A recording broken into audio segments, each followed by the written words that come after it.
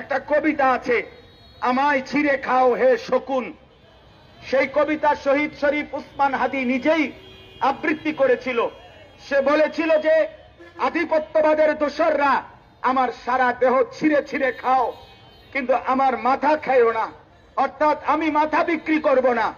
কিন্তু দুশ্মন শহীদ শরীফ উসমান হাদির মাথায় গুলি করেছে, জীবন দিয়েছে, কিন্তু শহীদ শরীফ উসমান হাদি প্রমাণ করেছে ধিম ধিম বাজে গণ তুন্দুবি দামামা, হাকে ধীর শির দেগা নিহি দেগা আমামা। আজকে ইনশাআল্লাহ এই জমিনে আমরাও আল্লাহর কসম করে বলি, 18 কোটি জনগণের পবিত্র শিরায় 1 ফোঁটা রক্ত থাকতে আমার মাতৃভূমির 1 ইঞ্চি জমিন ভারতের বেঈমান তোরা নিতে পারবি না।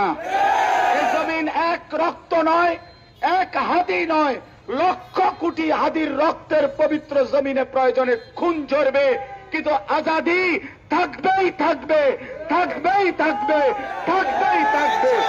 নারায়ে তাকবীর, নারায়ে তাকবীর, আল্লাহু আকবার। হেফাজতে ইসলাম বাংলা।